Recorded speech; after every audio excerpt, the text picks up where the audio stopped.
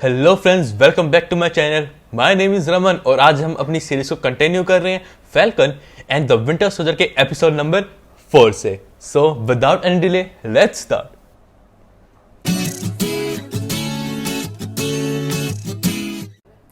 ये एपिसोड हमारा स्टार्ट होता है 6 इयर्स पहले से। 6 इयर्स पहले यानी हमारे वकांडा से। तो हमें पता है कि हमारे बकी को वकांडा भेज दिया गया था उससे क्राइम्स की वजह से, और हमें पता है कि उसने काफ़ी क्राइम्स करे, काफ़ी किलिंग वगैरह से, इसलिए उसे वकांडा भेज दिया गया था रीहैब के लिए। तो वहाँ काफ़ी लॉन्ग एग्जाइल के बाद और काफ़ी मेहनत जो डोरा मिलाजे और शूरे ने करी, उसकी वजह से उस विंटर सोल्जर प्रोग्राम उसके ब्लड से कंप्लीटली रिमूव कर दिया गया।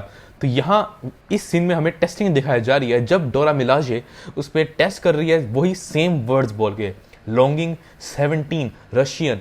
तो ये सभी रशियन लैंग्वेजेस में वो बोल रही है, टेस्ट कर रही है बकी की टॉलरेंस को। तो यहाँ पे हमें एक मस्त एक्टिंग सीन हमें देखने को मिला, काफ़ी इमोशनली कनेक्ट हुई यहाँ पे ऑडियंस। और जो हमें सीन देखने को मिला, सेबेस्टियन स्टैन यानी हमारे बकी के अभी तक जितने भी मूवीज उसने करी हैं, सिर्फ ये मार्वल वाली सीरीज नहीं, जितने भी मूवी सेबेस्टियन स्टैन ने करी है उन सभी में सबसे बेस्ट जो परफॉर्मेंस उसने दिया है वो परफॉर्मेंस हमें इस सीन में देखने को मिली। काफ़ी इमोशनली ऑडियंस यहाँ कनेक्ट हुई। और इसके बाद हमारी स्टोरी कंटिन्यू होती है जहाँ पे डोरा मिलाजे उसे रिमाइंड करवाती है सभी फेवर्स को कि कैसे डोरा मिलाजे और शूरी ने काफ़ी मेहनत करके उसमें से विंटर सोल्जर प्रोग्राम रिमूव करा। तो बकी कहता है कि वो कुछ भी नहीं बोला है, he is very thankful to boss Shuri and Dora Milaje कि उन्होंने उसकी हेल्प करी। डोरा मिलाजे यहाँ पे काफ़ी एंग्री होती है क्योंकि बकी ने जीमो को फ्री कर दिया था और जीमो ने कि उनके किंग को मारा था। तो यहाँ पे बकी उसे मनाने के लिए बोलता है he is a means to an end. और ये बात सुन के डोरा मिलाजे उसको 8 आवर्स का टाइम देती है। अब नेक्स्ट शॉट में हमें देखने को मिलता है हमारे जीमो और जीमो स्पिटिंग प्योर फैक्ट्स। वो बोलता है he has the will to finish the mission do Bucky and Sam have by finishing the mission. इससे यहां वो बताना चाहता था कि उसे उनके पास कोई और वे ही नहीं है, उन्हें सीधा कार्ली मोगनथाउ को किल ही करना पड़ेगा, कोई और वे नहीं है। इस पूरे सीरम का, द सुपर सोल्जर सीरम का मतलब ही सुपरमेसी है। यही बकी के साथ हुआ, यही सबके साथ हो रहा है। तो इसके अलावा कोई और वे है ही नहीं। हमें पता है कि जीमो इन पूरे एवेंजर्स, सुपर हीरोज, इस सभी चीजों के अगेंस्ट है, तो उसके अकॉर्डिंग कोई और वे ही नहीं है। लेकिन सैम और बकी एवेंजर्स हैं, उन्हें इन बातों पे विश्वास नहीं है, उन्हें लगता है कि एक और वे है। और बकी हमारे जीमो की बात को गलत बताते हुए बोलता है कि the serum never corrupted Steve. पर तभी जीमो एक रिप्लाई देता है कि there has not been another Steve Rogers, has there? That is the point, यही मेन पॉइंट है। There should not be a new Captain America. And then the scene comes down to Donya Madani's funeral. तो यहाँ पे वो काली मोगनथाउ के काफी close होती है और सभी से मेरा मतलब हमारे बकी, सैम और हमारे न्यू कैप्टन अमेरिका और लेमार भी वहां जाते हैं। तो यहाँ वो परस्यू करता है सैम की उसे कुछ टाइम दिया जाए। He asked for 10 minutes only, कि हमें पता है कि वो मोटिवेशनल टॉकर था। अगर हमें captain America the Winter soldier ध्यान हो तो सुपर हीरो बनने से पहले यही उसकी एक ऑक्यूपेशन थी, तो यही वो करता था। तो उसने कहा कि वो काफ़ी वनरेबल है, काफ़ी उसके जो क्लोज था उसकी अभी डेथ हुई है, तो he can talk her down. और नेक्स्ट शॉट में हमें देखने को मिलता है Zemo being the man of his words without any hesitation he straight shoots Karli Morgenthau. पर वो थोड़ा शॉट मिस हो जाता है और उसकी स्टमक में लग जाता है, तो इंस्टेंटली वो मरती नहीं है। लेकिन होता क्या है, जो सुपर सोल्जर सीरम है वो उसकी पॉकेट में से ड्रॉप हो जाता है। और अब यहाँ पे काफी कैरेक्टर डेवलपमेंट के लिए एक शॉट होता है। अब जीमो कर क्या सकता है, वो सुपर सोल्जर सीरम को उठा के अपने ब्लड में इंजेक्ट करके एक परफेक्ट विलर बन सकता है और पूरे वर्ल्ड को एक नॉर्मल स्टेज पे ला सकता है विदाउट एनी सुपर हीरोज।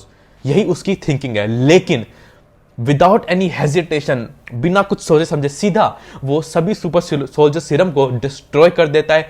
लेकिन सिर्फ और सिर्फ एक वायल बच जाता है और तभी हमारे न्यू कैप्टन अमेरिका आ जाते हैं, जीमो पे अटैक कर देते हैं। और वो अब यहाँ पे जैसे मैं बता रहा हूँ कैरेक्टर डेवलपमेंट, तभी वो लास्ट जो वायल है उसे हमारे न्यू कैप्टन अमेरिका उठा लेते हैं।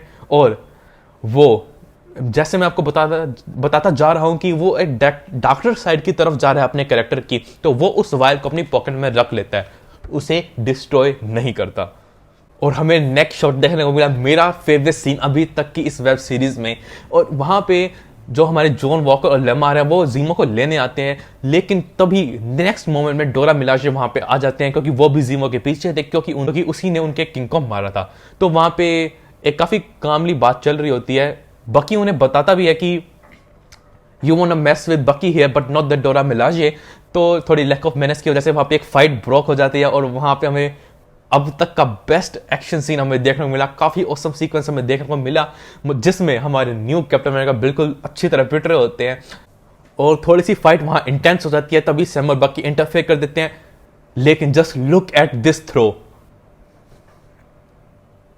और उसके बाद हमें एक ऑसम सीन देखने को मिला जहां डोरा मिला ये बकी का आर्म पूरा डिसेबल कर देती है। Just look. इस सभी मौके का फायदा उठा के जीमो वहां से एस्केप कर जाता है। और वो अब नेक्स्ट शॉट में हमें देखने को मिलता है जब वो दोबारा काली मॉर्गन था और फ्लैग स्मैशर्स को चेस करते हैं।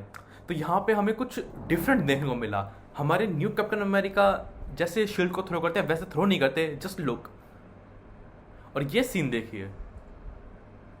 और नेक्स्ट शॉट में हमें काफी अच्छी ऑसम रेफरेंस भी देखने को मिली Captain America the Winter Soldier से, यानी हमें एक नाइट सीन देखने को मिला। सबसे पहले captain America the Winter soldier में वापस जाते हैं, जस्ट लुक।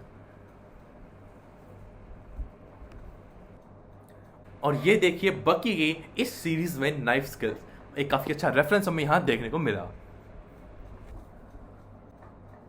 और नेक्स्ट शॉट में हमें देखने को मिलता है जब one of the flag smashers captain America को पकड़े होते हैं, तब काली मॉर्गन था आती है और उसे एक डिफरेंस बनाना होता है। And what a better way to make a difference than kill the Captain America. तो वो नाइफ लेके कैप्टन अमेरिका को मारने आती है, तभी जॉन वॉकर का फ्रेंड लेमार वहां आ जाता है और कैप्टन अमेरिका को सेव करने की कोशिश करता है। तो वो फाइट के बीच में आ जाता है और तभी काली मॉर्गन था एक काफी हार्ड पंच उसे देती है और वो सीधा बहुत ही दूर वॉल में जाके लगता है और उसी इंस्टेंट पे उसकी डेथ हो जाती है। और इसी सीन में John walker hits rock bottom. सबसे हार्ट ब्रेकिंग सीन देखने को मिला जब John walker one of the flag smasher को चेस कर रहा होता है। वही फ्लैग स्मैशर जिसने उसे काफी पकड़ा होता है क्लोज में, जब काली मॉर्गन था उसे मारने आ रही होती है, जिस वजह से उसके फ्रेंड की डेथ हो जाती है। तो वो उसे चेस कर रहा होता है, वो अपने सेंसेस में नहीं होता, वो काफी एंग्री होता है उस मोमेंट में।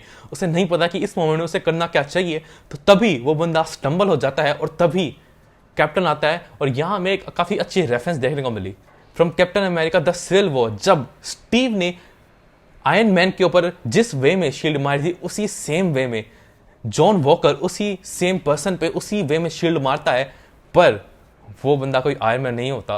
और उसी मोमेंट में उसी शील्ड अटैक से उसकी डेथ हो जाती है। और इतने टाइम बाद 12 साल हो गए मार्वल यूनिवर्स को कैरी करते हुए, पहली बार कैप्टन अमेरिका की शील्ड पे हमें ब्लड देखने को मिला। There is blood on Captain America shield.